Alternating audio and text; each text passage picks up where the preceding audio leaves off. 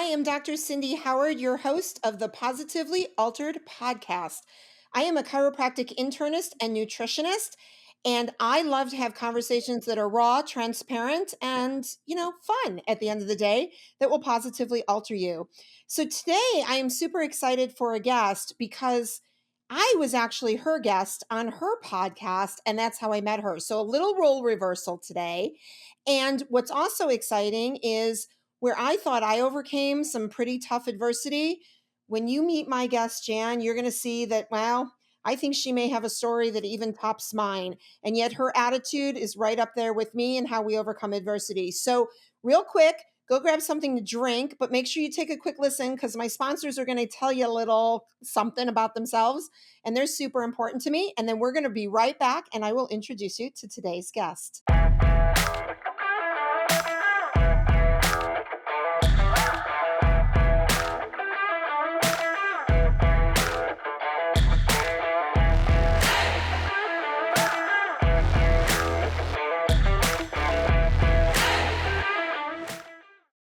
Hello, my name is Heather Lord, and I am the COO of Professional Health Products. Cutting corners is an all too common practice in the dietary supplement industry. When my father founded Professional Health Products, he sourced the cleanest, most biologically active ingredients from around the globe. Today, that commitment remains, which is why the finest healthcare practitioners, like Dr. Cindy, have trusted us for more than 40 years. We oversee the entire process in our manufacturing facility, from sourcing and formulation to manufacturing and labeling. Today, we offer over 300 unique products that can be tailored to the nutritional and homeopathic needs of each individual. Most recently, we launched a proprietary genetic test, allowing our practitioners to get even more dialed in to their patients' health. To learn more about Professional Health Products, please talk to your practitioner or visit our website at phpltd.com. Today, your life is going to be altered. I'm Dr. Cindy. Welcome to Infinity. We have worked hard to create an electronic claims website that is simple and user-friendly. This is the public side. You can log into your personal web portal here. This is your dashboard. You can personalize it to your liking here. Our main focus has been to allow you to submit and edit claims as easy as possible. You will find our claims editor and claims processing is simple to use and straightforward. Our quick action bar is where you can find your most important information. Most of these icons will take you directly to the claims the number represents. You can easily view if you have any messages in your inbox of any unread alerts by looking for these blue numbers. To view the rest of our training videos to get the most of your Infinity experience, click this icon. We hope you find this web portal simple and easy to use. Thanks for letting us serve you.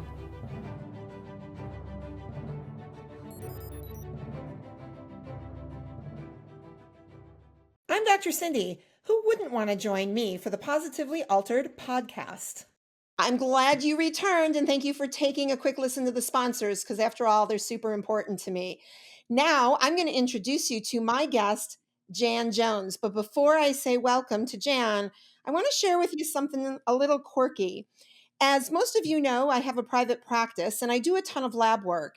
And when I do lab work, I'm always looking at thyroid function, cardio function, liver function, kidney function. And I have this sort of off-center joke where I say, your liver's really important. Don't piss it off because you only have one. If you're going to upset an organ, maybe it should be a kidney because you have two. And then you meet somebody who has a kidney that isn't behaving exactly like it should, and you kind of take back the joke and rethink about how important the organs are. So today, we're going to learn as to why I should take that back and tell you that taking care of your kidneys is equally important as your liver. Jan Jones, the host of the Good Life podcast, and my new friend after we shared the stage, if you will, on screen together. Welcome. I'm so excited to have you today. Thank you, Dr. Cindy. I am overjoyed to be with you. Oh my gosh. See, and there's that enthusiasm that I love already. It's not like this is great. Overjoyed is such a strong, powerful word. So thank you for using that. And I believe you. I feel the energy that comes off of you, that what you say you actually mean. And it's really fun to be around that kind of energy. So let's just jump right in, right? Like, so kidneys, so maybe it's important to have two of them that function well. So tell me from your perspective, what was your experience like? Share with our audience, right? Like what you went through where they're thinking kidneys, like who cares about kidneys? I care about kidneys. What happened to you, and where was the adversity in something so amazing that you really had to figure out how to overcome? Oh, yeah. Well, you're right. Oftentimes we kind of take our organs for granted because they're working automatically. But my challenges in life actually started when I was 8 years old and I got diagnosed with type 1 diabetes. Now, that has to do with your pancreas. So, another organ here, but there was no family history. They said that a virus attacked my pancreas and completely shut it down. So I was diagnosed with type 1 diabetes since I was 8, where I was insulin dependent. And, I'll just tell you, I was very fortunate with the parents that I had and the community of support that I had because I really was that kid, I'm sure, much like you.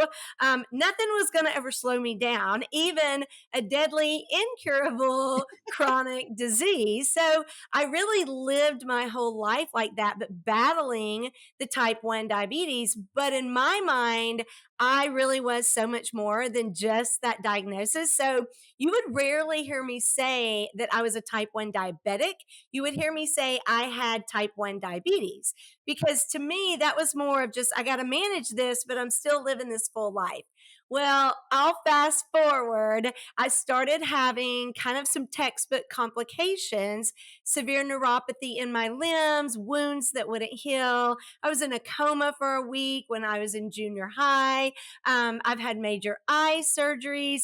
And eventually I went into renal failure. And here's where the talk of the kidneys comes in because it literally shut down both of my kidneys. Because you're absolutely right. As a doctor, we can live with one kidney, but I had just no kidney function. I mean, I had a little bit left. It was end stage renal failure. So I was told I needed a transplant yesterday when I got the news. And it wasn't a lack of them monitoring my kidneys because my function had been falling through the years, but we don't have to have 100% function to be fine and live normal, fulfilling lives. But mine had fallen off a cliff. In fact, I kind of joke, I must have had a look of shock on my face because I was in shock. My doctor actually drew a ball falling off a cliff. Like I didn't know what you just fell off a cliff meant. I had a visual now. And, in my mind, I was in shock. And we started immediately talking about nephrologists and dialysis education and heart problems and this and that. And I got to my car just trying to absorb all of this. And then it hit me. Cindy, it hit me. It's like, oh, I know what happened. It's a mistake, right? I mean, my name is Jan Jones. It's a pretty common name. So I just knew they had made a mistake. But, it wasn't a mistake. And so I was facing a really hard challenge. I mean, at this point, we all know that we have a short time on this earth when you think about eternity, but I was literally facing my own mortality in the face. But I think your approach to life, it was definitely my approach to life, just being positively altered by all of the ups and downs. I like to say it's kind of like a fight. I kept getting punched, but man, it wasn't going to knock me down. I wasn't going to have a knockout, right? So I was just going to fight this the best I could with my healthcare providers. For me personally, I lean into my faith, the people that love you, you surround yourself with that and you just follow the orders of the people in your life, the doctors, and you have to trust them. So it's a lot of tests of endurance, of perseverance, of trust, of faith, of surrender. And I did eventually get the call and they found a match. And here's like the biggest miracle for me personally is I became a double organ transplant recipient because I not only got the kidney that saved my life, but I also received a pancreas. So I actually have a pancreas now that produces insulin. So I am no longer a type 1 diabetic. I'm no longer attached to an insulin pump. I can eat whatever I want to eat. It's just been quite a ride, and I am enjoying the ride. I mean, you mentioned my podcast. My tagline is love living and live loving. And organ donation obviously is something I advocate for. And if it wasn't for my donor and his family that supported that decision, I wouldn't even be here with you today. So lots of lessons learned. And that was, believe it or not, the short version. Right? So I have a lot of questions off of that, but I think the burning one for me, right? Because I don't have that experience, right? Like my organs are my organs. And although, I had some struggles with my own blood, it's still my own blood. So do you know your organ donor? Is it weird to know that there's somebody else's organs in your body, right? Like, is it something you forget about? Do you think about it daily? Did you name them? I mean, like, what happens when you get somebody else's organs? What's the thought process there that you Yeah, experience? so I never stop thinking about my organ donor. I mean, and this makes me very weepy because I'm so grateful for the choice that he made to register to be an organ donor. Something I say a lot is that today's decisions are tomorrow's realities. And his decision to be an organ donor made my life, I mean, my reality life. So I'm grateful every single day. Is it a strange thought process? Absolutely.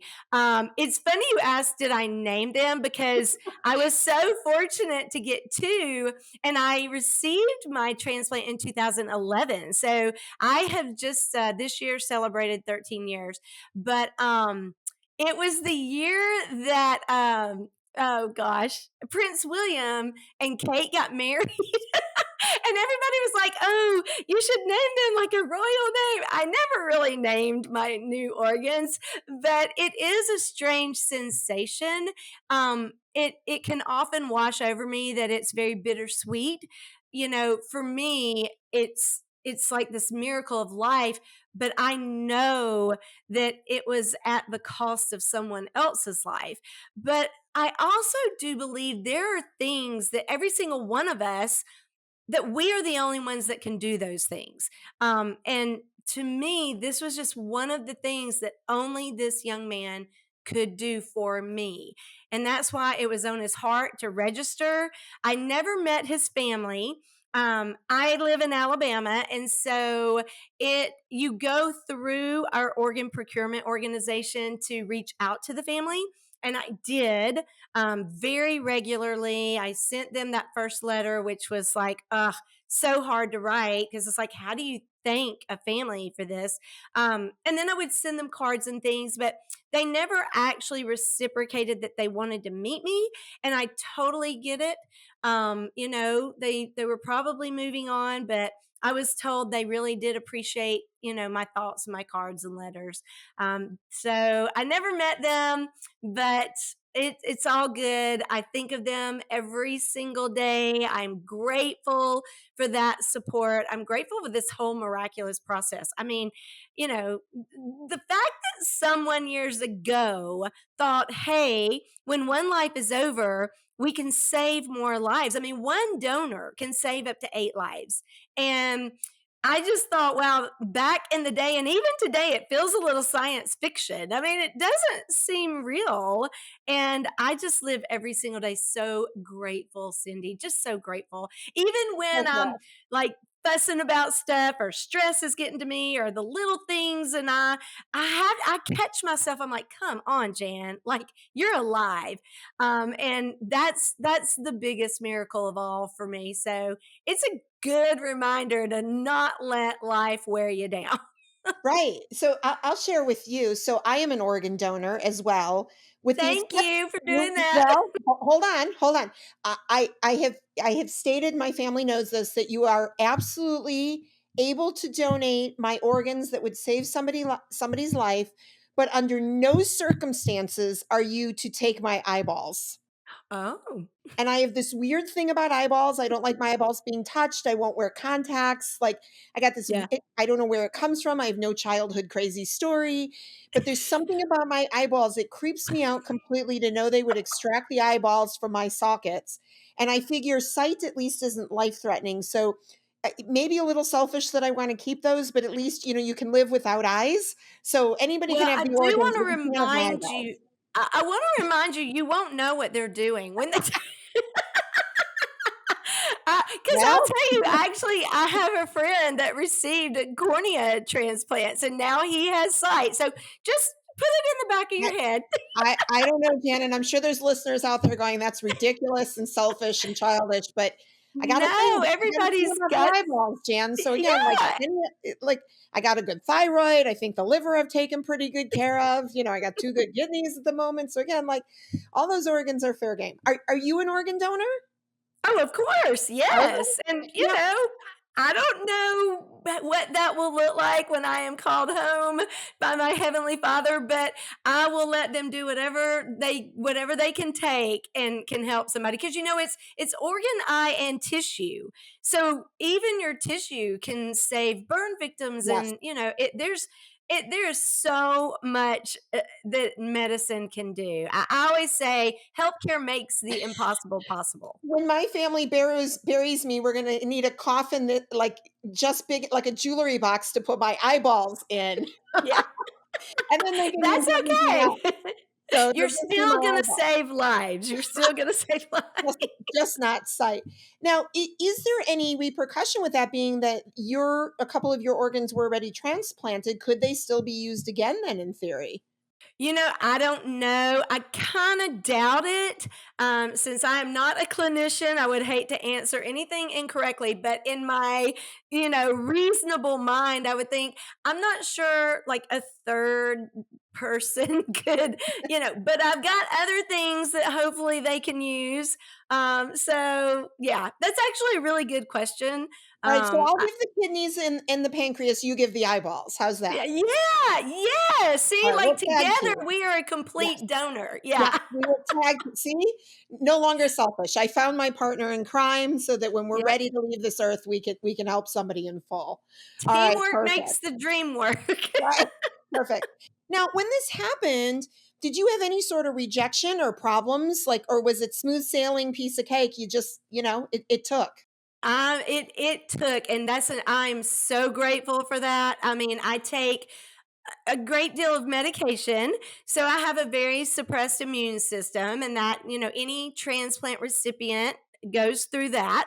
Um, it, I was very lucky in the fact that really my kidney and the pancreas did immediately kick into action in my body.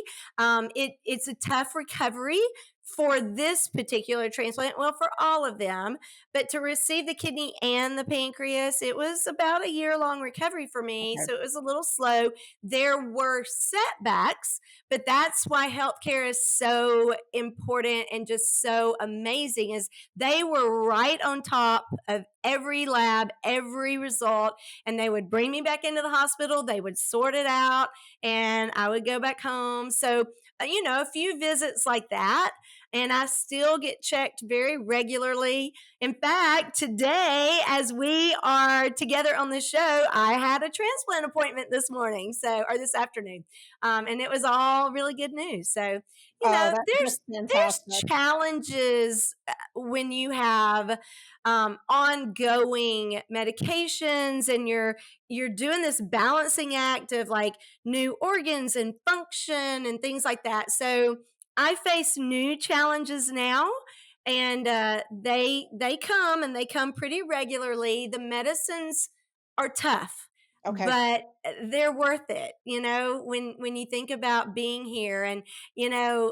I think sometimes when some of the side effects start to hit, I really do think, you know what? I'm here to experience these things. Maybe Otherwise, I wouldn't be here. So I'm here to feel this pain of this side effect, and that's okay because I really am enjoying this good life. I love it. My joke always is we're alive to complain about it. And that's a good thing because it's better to be alive to complain than dead with no complaints. Absolutely, and I know you can relate to that. I Yeah. can. Okay, so let's change gears for a hot second because one of the challenges I know that people call me out on after they hear my story is they're like, come on, like, this is ridiculous that you always had a good attitude and you always saw the gift in things. And, cancer, like, I joke that cancer is fun, but for me, I figured out how to make cancer fun, right? So it wasn't really a joke. So where your energy is contagious and your enthusiasm is inspiring. And, for those of you that are listening and not watching, when she said things like deadly disease, she had a smile on her face.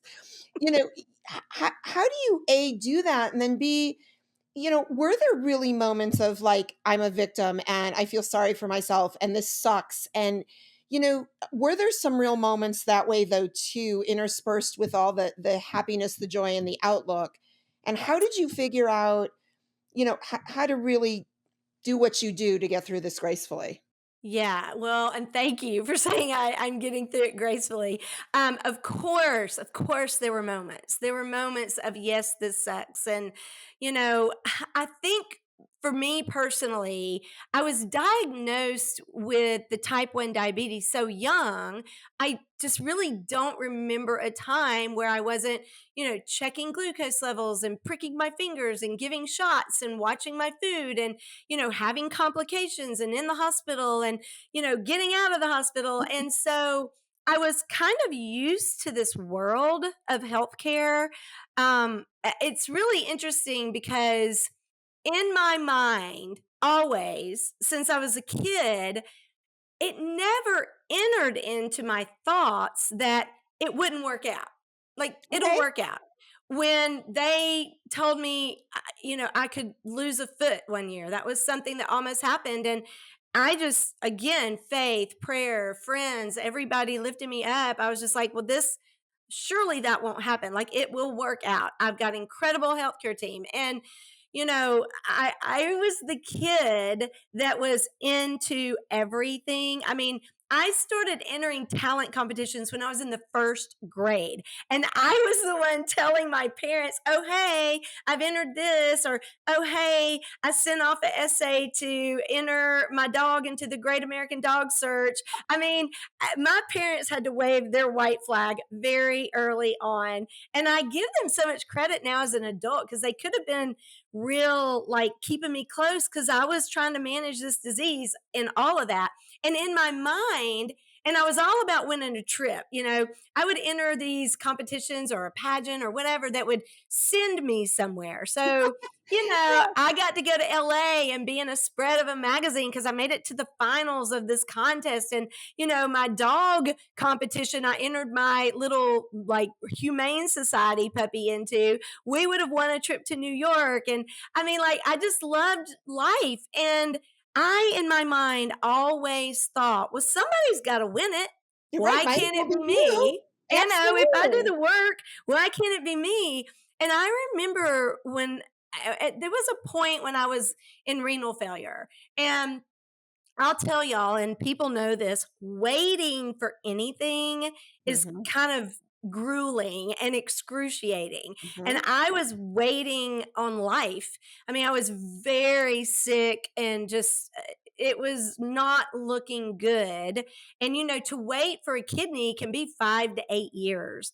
There Right. are over 100,000 people waiting on a kidney, and about 18 people die a day on the wait list. And that's just a kidney. There's so many organs that people are waiting on. But I remember one day it hit me like a ton of bricks. Somebody's got to win it. And in my mind, that meant somebody gets these calls. There are matches for people. And I was really at peace about it, regardless of what this outcome was going to be. I feel like God just put it on my spirit. Just hold on, just wait. Because there were people trying to be a living donor, to give me that kidney, because that's an organ you can donate as a living donor. Right, And right. no one was ever a match. And Interesting. I would get a little down and I'd be praying and I'm like, okay, God, we've got willing participants here. Like, what's the hold? Like, where's my match? And I see now it was like, just wait. Mhm. Just wait, Right. because I would not have received that pancreas. And so I was just in this mode of pause. I felt like someone had hit that pause button. And the way I really got through it, and especially on the days that I was kind of like, ho hum, okay, here's another day. I mean, you asked, did I have moments? There were nights that I was actually afraid to fall asleep Yeah, sure. because I was afraid that I wouldn't wake up. Yeah. But I would eventually drift off, and then I would wake up and I would just, wait more and do what the doctors were telling me. I was having to go to anemia clinics and, cardiovascular people. And when one organ shuts down, and I didn't realize how important our kidneys are and how connected they are to our heart, but it just throws everything off. And Yeah. so I leaned in to support and love I and love it. prayer and pet therapy. I'm big on animals. That's a huge, like, just calming force for me as well. But people sending a text, an email, dropping by, and I mean, it wasn't even anything major, just, hey Jan, I'm thinking about you. And that would mean the world to me, that people remembered I was still on this wait list. So I encourage everybody. I mean, that's just a way to show love, and it doesn't take but a few seconds. You don't have to go into all this detail. You can just say, hey, I remember you and I'm thinking about you. And I that love it, means so Jen. much. So it wasn't just me alone with a good attitude getting through it, but I was feeding off of other people as well.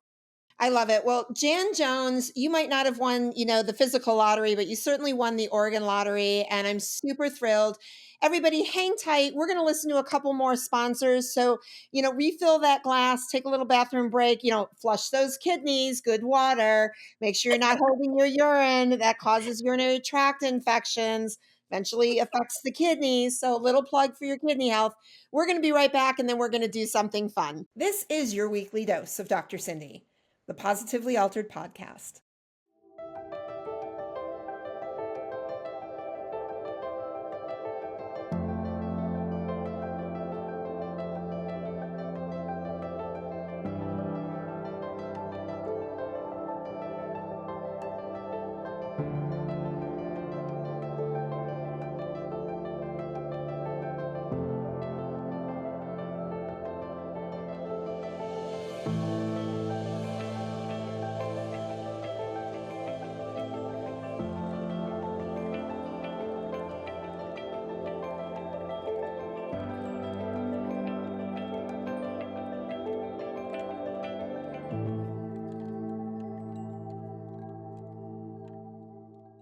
Stop. Hit that follow button now and spread the love with Positively Altered.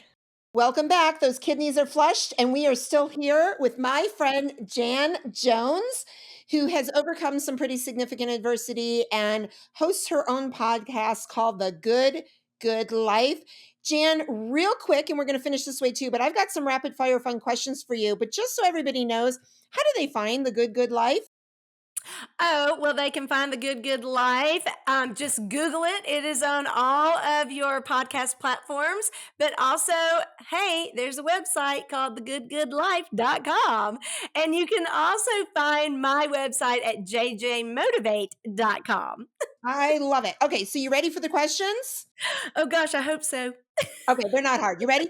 Question number Yeah. 1. If you could change snow to be any color in the world except the color it is, what color would you pick? Oh, purple.